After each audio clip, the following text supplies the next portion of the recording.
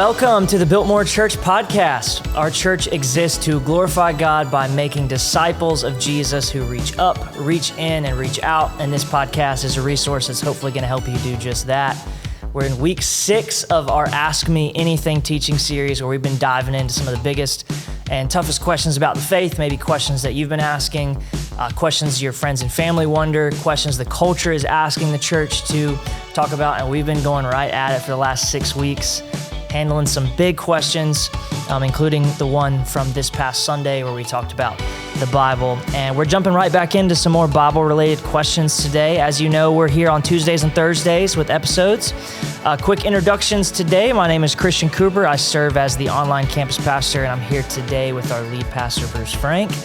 And also for the first time with Sierra Delgado, who is our director of local outreach. That's right. So glad to be with you guys today. We're mixing it up because we're recording on a Sunday afternoon today. I'm a little thrown off my rhythm, and you just preached twice today, so it could get wild. Who knows what's going to happen? We're good. We're on good. today's episode. We're gonna look ahead at a couple questions. But before we do that, want to spend some time and look back. I mentioned it a second ago. We talked about the Bible, and the big topic of the day is the Bible authoritative was the question, I think the way you worded it. So let's start with some Sunday recap and just kind of look back, maybe some things that stood out from the message or from service on Sunday.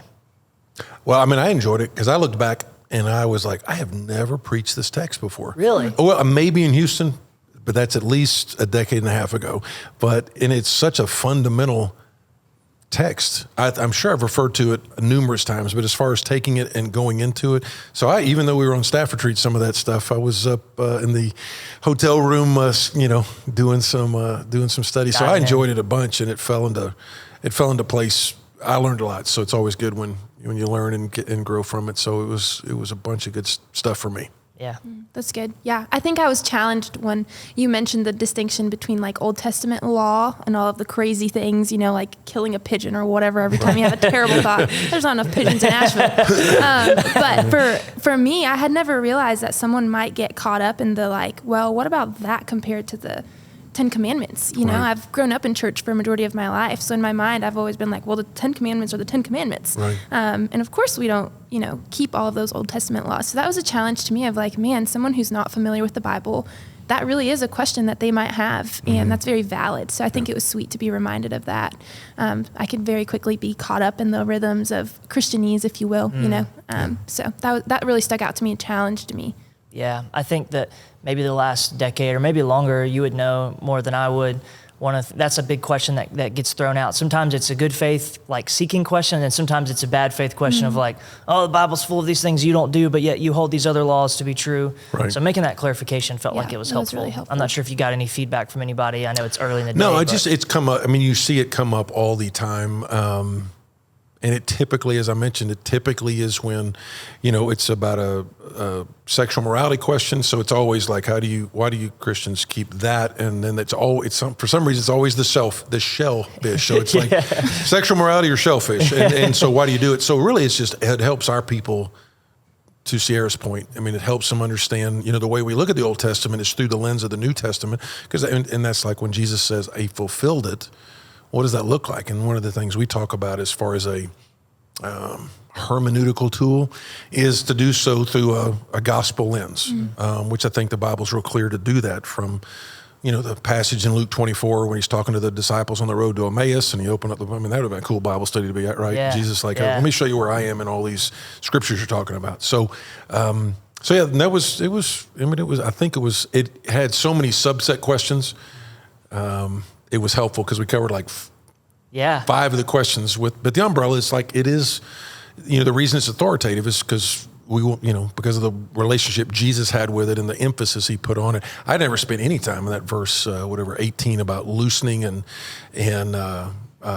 holding on tight to it. And those, I was like, man, so I spent a little time on there. Yeah. But it's fun. In fact, I mean, you even covered a lot of the questions that you just mentioned you got to were questions that we had talked about doing on the podcast. And it was like, we ruined your podcast. Boom. That's right, Let's see what else we can get to, Well, Great Sunday. It was a great day. That was good. Thanks for covering that. I think they did all my favorite songs as well since I'm about to go on sabbatical. I was like, Greatest take hits. is your word, gratitude, Thank you, Jesus. I was like, all right, y'all used them all. It's a way to go out on top. Yeah, it's a way to go out. Way to go out. That's awesome. Hey, it was a great Sunday. I'd encourage you if you didn't get to be here with us on one of our campuses on Sunday, make sure you go back and you check out the message online, worship online as well. To your point, was awesome as well today. So hey, let me make one more point real quick to Sierra's point as well about how do you view the law. The reason we do that is when you take the New Testament, not just what Jesus said about it, but specifically if you read like the book of Galatians and the early part of the book of Romans, that's where you get a lot of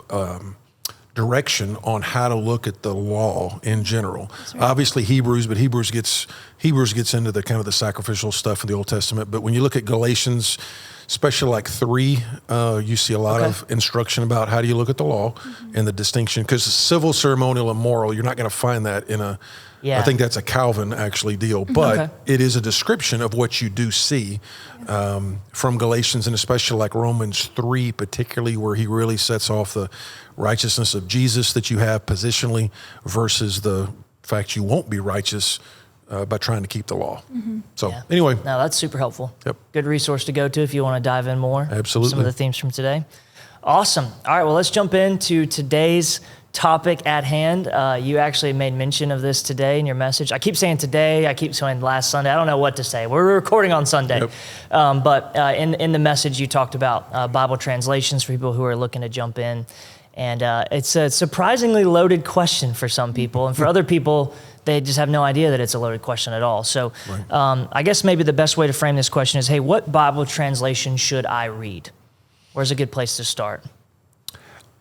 Yeah, and I would say there's not an unequivocal answer to that. Let me just some guidelines, because there's a bunch of good translations.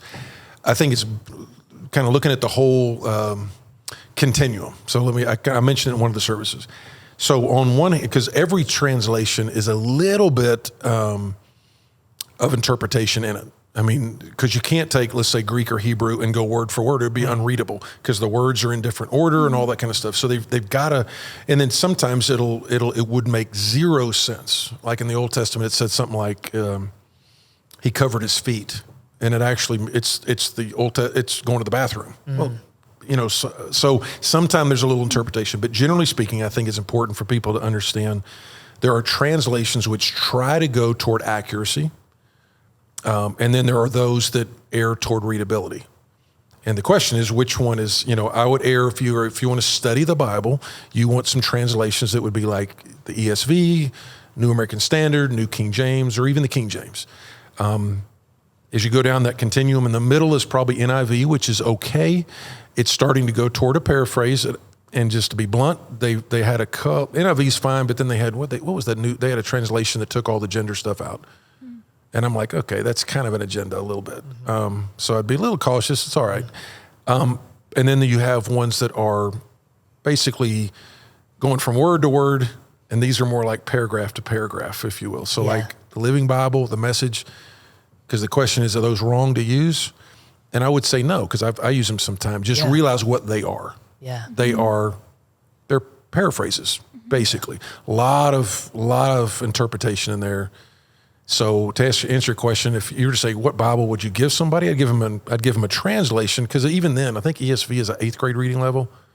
I think it's a 7th grade. Actually, NAS is like 8th grade. Pretty indicting for my reading level. Yep. So just convicted a little bit. So take your Living Bible and put it across. But again, some of it is, people grew up. I think the main thing is you have several choices there.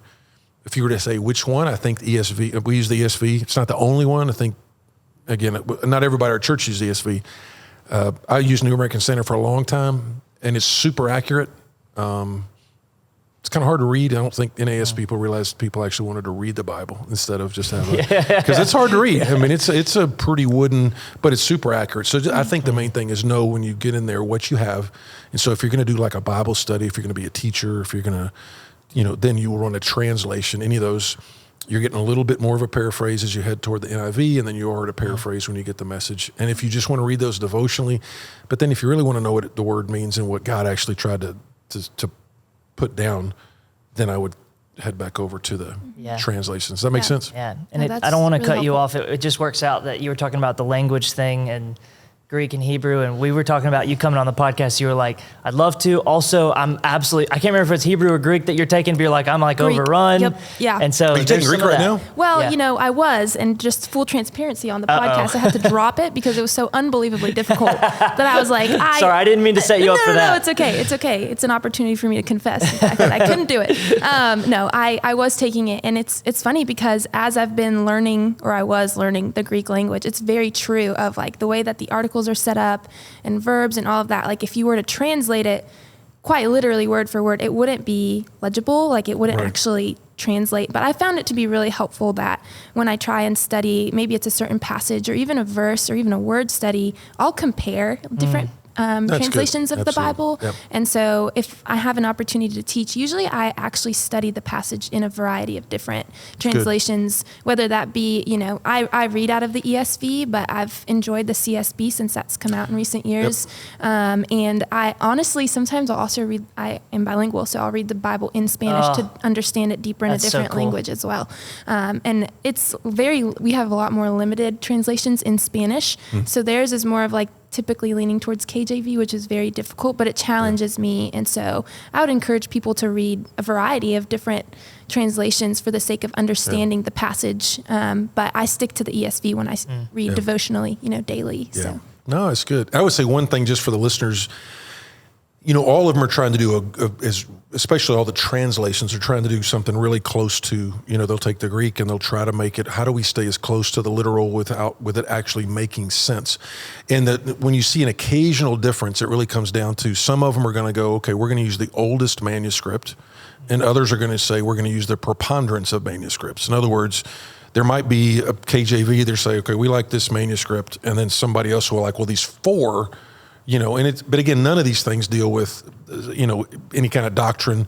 They're like the spelling of, how would you spell, I don't know, Stephen? Do you spell Stephen S-T-E-P-H-E-N or S-T-E-V-E-N?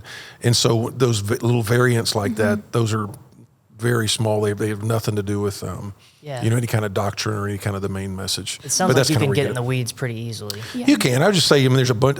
If you say, what are the four? Is the CSV the one that is put out by like Lifeway? It is. Yeah, and that's a very good one. That's actually, I was looking for mine last week, and I was like, I can't remember if it was at home or here. I'm going to look at it because I was like, I'm just going to read it in a different. I was going to read it instead of the ESV when I'm on sabbatical. I'm just going to read it in a different, slightly different version. But that one's a very, very, very good one too. I remember the first time that I heard somebody read Matthew chapter 11 out of the Message, which is like one of the more notable Message passages, and it just seemed to unlock something in my brain. It helped, but like you said, it was almost more of a commentary on the text. See, that's a good way to put it. The Message in the Living Bible, think of it as a commentary. It's like it's a person commenting on the text, and so that is a great way to look at it. It's look at it as a commentary. Yeah. So let's maybe kind of drift into the KJV area for a second. You brought it up a little bit today. Really? But this really? You're gonna do that? Let's kick a hornet's nest. It was not on the script. It's not on the hornet's script. nest, but I'm not sure. I was surprised to hear you say that in North Carolina it was more of a thing here than it was in Texas. I had never really thought about it before. I think it's more in Western North Carolina. It just shocked. I just remember being literally shocked that was the question, because this back in the day, this was really 14, 15 years ago when I first got here. We changed the schedules around, and one of those things was to put a Sunday night service, same sermon but different crowd we were trying to go after, and it was tended to be very very young. I think our tattoo ratio went up considerably. Yeah. But we did a Q&A, and they turned them in. They wasn't just shouting from the floor, but they turned them in, and that was the number one question. Is it wasn't even what's the best translation? Is the KJV the only authorized version or something like that? And I think what it came to is there is definitely a vein, a stream of that in Western North Carolina. And what I noticed is a lot of them had grown up in that. And a lot of them then had left church, actually, and then a lot of them were coming back, but they had that ingrained into them. That is basically, it's not just, it's fine if you think the KJV is the best translation for you, that's fine. But they'd grown up in a vein that basically said it's either, there's even some of them even had songs about, it's KJV. I can't remember how the rhymes go. Basically saying like KJV is the only one, and kind of all the other ones. And they were trying to get some guidance, and so we actually did a little bit of a deep dive about the KJV version, and it's a fine version, but I mean, that's where you heard the little phrase, it's good enough for the Apostle Paul, it's good enough for me. It's yeah. like, okay, 1611 I think that's when it's translated. Math isn't quite there. Yeah, it doesn't quite. And again, there's nothing wrong with it. And I think sometimes it's easier to memorize some stuff every once in a while. That beautiful poetic. It's like my mom, when she came to Christ, she didn't want to get away from the KJV, because what little Bible she knew from that. And she was an English lit major, so she just likes the poetry. I'm like, well, that's fine. Yeah. That's fine. Just don't idolize me. But it's not the only one. Yeah. And in some cases, I would argue that the NAS and the ESV maybe have a slightly more accurate in a couple of areas.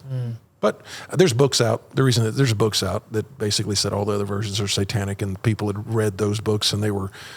I mean, it was surprising. Yeah, that surprises me. Yeah.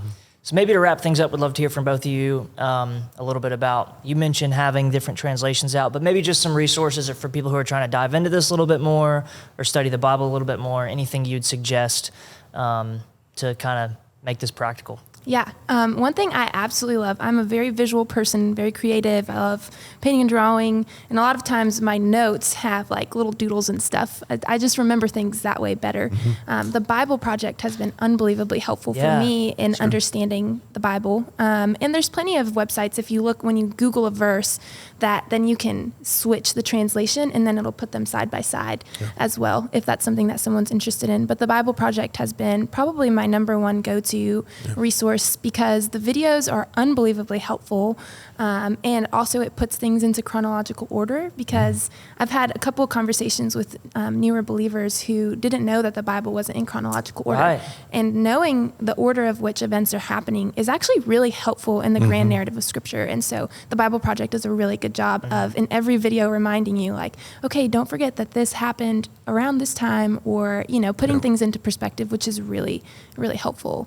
And they have great Bible studies, inductive Bible studies, and like deep dives on word studies. They have one that they just came out for Ephesians and on Revelation as well, which is really great. So great resource. Yeah. You were saying how Greek was the hardest subject. The hardest subject I took was actually when I first got to seminary, it's called biblical backgrounds, and it was how all the timelines mesh together, and not coming from. My undergrad was in finance, so we didn't do a lot of biblical backgrounds in that. And I was a fairly new believer, and I was like, King Hezekiah, I'm like, what is that? Yep. So that was it. I would say there's a Bible Project's great stuff. There's a book from Max Anders called 30 Days to Understanding the Bible, which is a kind of a little workbook that people can do. And it does talk a little bit about what Sierra was talking about. It shows the structure of the Bible. Okay, if the Old Testament has, historical, poetical or prophetical, and it kind of says, okay, this is why. It kind of helps you think of it as a library as much as a book. Where do I go to find a historical book in the Old Testament? Well, what would I expect to find in the historical section? History, so sure enough, there's the history of Israel, blah, blah, blah, blah, blah. And the same thing in the New Testament, you've got the way it's structured. So that's a good one. The 30 Days to Understand the Bible, if you just want to do it, that would be super, super helpful. Yeah. But I would encourage, again, you don't have to have Greek biblical backgrounds, Max Anders or the Bible Project. If you will, there is some cultural things, because it is a book, 2000, you're looking at a culture 2,000 years ago. 90% of the Bible is 2 + 2 = 4. 10% of it is algebra. Yeah, it's easy to get bogged down. And you get bogged down, and that's and so whatever you do, just read it and do what we talk about today. That's why we said that. Just read it, examine it, apply it, and practice it. And most of the stuff, you're like, okay, it's like, who is it, Moody, that said, it's not the parts of the Bible I don't understand that give me trouble, it's the parts of the Bible I do understand. So there's plenty in there we can, learn easily and then practice. Very well said. That feels like a good place to wrap it up today. Hopefully that's helpful for you. We're going to be back on Thursday with one more episode in this series to cover another question very much related to this. So if today was good, make sure to check out Thursday. If you didn't like today, still check out Thursday. It may be helpful for you. Thank you guys both for jumping on. I think it's going to be encouragement for our people. And then, of course, we'll be back on Sunday. We'll save some of that talk for Thursday's episode. But thank you guys for watching and for listening. As always, you're loved and sent.